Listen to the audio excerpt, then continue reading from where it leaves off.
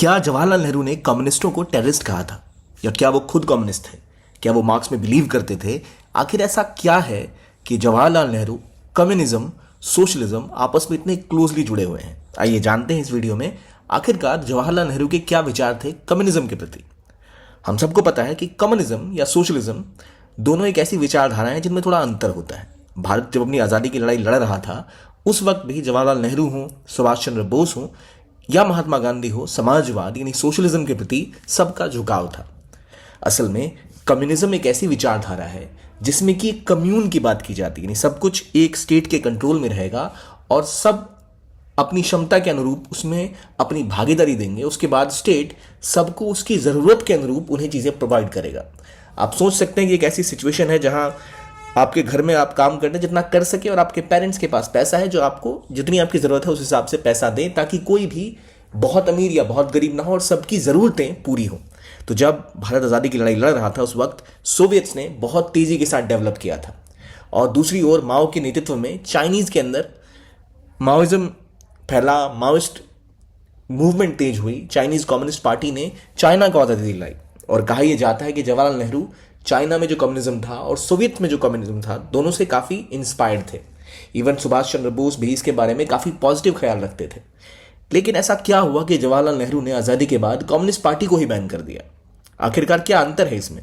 तो देखिए, पहले हमें समझना पड़ेगा कि जवाहरलाल नेहरू जो खुद एक सोशलिस्ट थे, हर भारतीय क्रांतिकारी या नेता लगभग एक सोशलिस्ट था, क्योंकि सोशलिज्म यानी समाजवाद में समाज के हित के ऊपर बात होती है, इंडिविजुअलिज्म पर नहीं, कैपिटलिज्म पर नहीं। जब भारत आज़ाद हुआ था तो उससे पहले जो बेड़ियां भारत के ऊपर लगाई गई थी वो लगाई गई थी कैपिटलिस्टों के द्वारा, यानी ईस्ट इंडिया कंपनी व्यापार करने आई थी कैपिटलिज्म के नाम पर ही और उसने भारत को जंजीरों में जकड़ लिया। जब भारत अपनी आज़ादी की लड़ाई लड़ रहा था तब समाज की कुरीतियाँ, समाज में जो डिफरेंसेस थे उसको लेकर सभी को ये सोच रहा था क्यों ना एक ऐसा सिस्टम डेवलप हो जिससे समाज एक बराबर आ जाए। लेकिन असल में ऐसा होता नहीं है।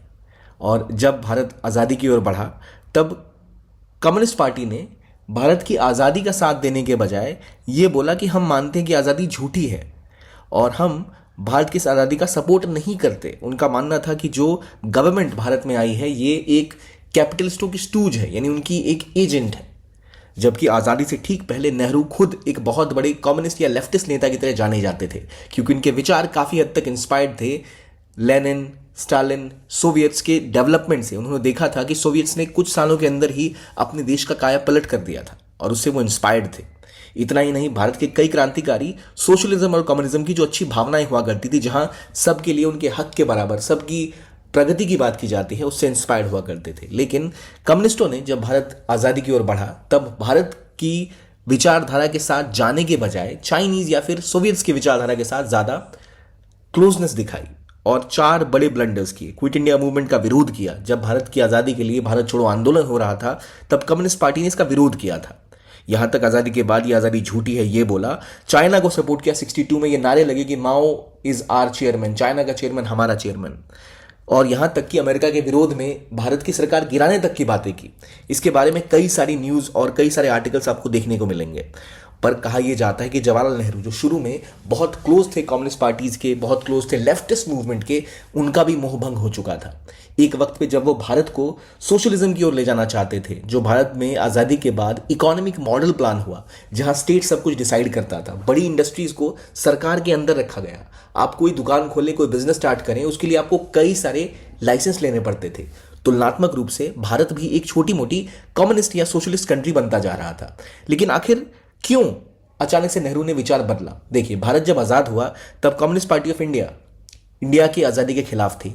उन्हें लगा कि यहाँ पर ये एक कैपिटलिज्म का ही एक स्वरूप है, तो इसलिए पहले जवाहरलाल नेहरू ने ही इसे बैन किया, इसके ऊपर पाबंदी लगाई और अपने स्पीच में क्लियरली बोला, अपने आर्टिकल में क्लियरली लिखा कि कम्युनिज्म वायलेंस की भाषा बोलती है, वो गांधीयन विचारधारा से बहुत दूर है और कम्युनिज्म और फासिज्म में एक अंतर होता है। हम कम्युनिज्म का समर्थन जरूर करते हैं कुछ मायनों में, लेकिन कम्युनिज्म जिस तरह से भारतीय परिप्रेक्ष्य की बात ना करके वायलेंस का सहारा लेता है, वायलेंस को सही ठहराता है, इसको देखकर ऐसा लगता है कि शायद भारत के कम्युनिस्ट भारत के प्रति नहीं, रशिया या सोवियत्स के प्रति ज़्यादा सहानुभूति रखते हैं और उस विचारधारा के पीछे भाग रहे हैं जो भारतीय अस्तित्व से अलग है, गांधीयन विचारधारा से अलग है और भारत के हित में नहीं है।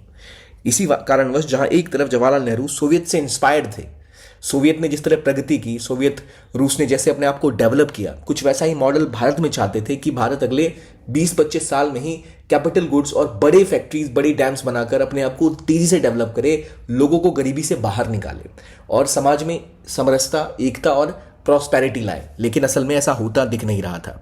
जब जवाहरलाल नेहरू ने इंडियन सोवियत फ्रेंडशिप की नींव डाली, सोवियट्स के साथ क्लोजली काम किया, लेकिन 1962 पहुंचते पहुंचते जब चाइना के साथ इंडिया ने जंग लड़ी, माओ ने चाइना की आर्मी के थ्रू इंडिया के कई हिस्सों पर कब्जा कर लिया और सोवियट्स ने भारत का साथ नहीं दिया, तो कुछ हद तक जवाहरलाल नेहरू का मोह भंग भी सोवियत से हो चुका था। उल्टा इजराइल और अमेरिका के करीब जाते दिखे थे। नेहरू ने कम्युनिज्म को फासिज्म के साथ भी जोड़ा था, यहां तक बोला कि ये कम्युनिज्म के साथ कहीं ना कहीं जुड़ता सा दिख रहा है, क्योंकि फासिज्म जैसे वायलेंस का सहारा लेता है, कम्युनिज्म भी वैसे ही सहारा लेता है फासिज्म का। नेहरू खुद को मार्क्सिस्ट कहते थे कि उस विचारधारा का समर्थन करते हैं वो जहां की आम जनता, प्रोलेटेरिएट, उसका भला हो, जो वर्किंग क्लास है उसका भला हो। लेकिन जो हमारे आइडियाज हैं लाइफ के, जो इंडिविजुअलिज्म के अलावा, सोशलिज्म के अलावा बात करते हैं आध्यात्म की, स्पिरिचुअलिज्म की, वे ऑफ लाइफ की, उसको कम्युनिज्म भूलता जा रहा है। वो अपनी बातों पर अडिग है, अपनी आइडियोलॉजी में फिक्स्ड है और भारत की रियलिटी से काफी दूर है।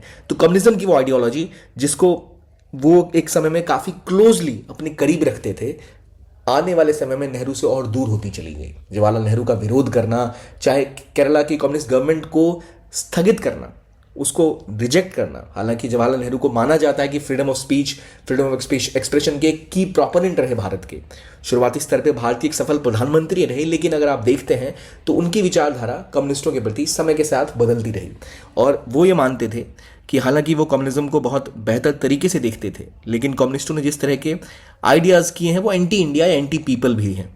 उन्होंने उसको anti India, anti people, anti progress तक करार दिया और उन्होंने बोला कि वो रशिया और चाइना से डेजर्ट है पर इंडिया से इग्नोरेंट है। ये आर्टिकल्स टाइम्स में छपे, ये आर्टिकल्स कई सारे न्यूज़ आर्टिकल्स और न्यूज़पेपर्स में आपको देखने को मिलते हैं, जहां पता लगता है कि चाइना का वो मुद्दा हो जहां माओ ने नेहरू के साथ गद्दारी की और इंडिया का एक बड़ा हिस्सा अपने कब्जे में ले लिया, या फिर बात हो सोवियट्स की भारत को ना सपोर्ट करना उस वॉर में। भारत डेमोक्रेसी की ओर बढ़ा और उस मूव में जिस नेहरू ने कभी कम्युनिज्म को, मार्क्सिज्म को बहुत खूबसूरती के साथ बयां किया अपनी किताबों में, अपने आर्टिकल्स में, जहां इसकी मानवतावादी सोच को उन्होंने सराहा, समय आते आते वो इसके कट्टरपंथ और इसके वायलेंस से त्रस्त हो चुके थे। और यहां तक कि कम्युनिस्ट पार्टी ऑफ इंडिया ने एक वक्त पे नेहरू को भी मानने से इनकार किया था कि वो एक जस्टिफाइड रियल प्राइम मिनिस्टर है। गांधीयन विचारों से दूर जाना, भारत की परिपेक्ष परिपाटी से दूर हटकर बातें करना, ये दिखाता है कि कैसे इंडियन में कम्युनिस्ट पार्टी भी, जो एक समय में बड़े बड़े क्रांतिकारी सुभाष चंद्र बोस, भगत सिंह, नेहरू और कई तमाम लोगों को इंस्पायर करती आई, समय आते आते इन सब से इतनी दूर चली गई थी कि इसको एंटी इंडिया करार देने में सबसे इंपॉर्टेंट लेफ्ट लीडर ने भी बड़ा रोल निभाया, जो खुद जवाहरलाल नेहरू थे। याद रखिए, एक वक्त नेहरू और बोस दोनों बहुत करीब हुआ करते थे, क्योंकि दोनों लेफ्टिस्ट थे और दोनों की विचारधारा से कांग्रेस के कई बड़े लीडर एग्री नहीं करते थे। फिर एक दौर आया जहां नेहरू ने आज़ादी के बाद खुद इस पार्टी को बैन किया, जो दिखाता है कि कैसे भारत के आइडिया से कम्युनिस्ट आइडिया कॉन्फ्लिक्ट में आता है और इंडिया के खिलाफ विद्रोह करने से पीछे नहीं हटते।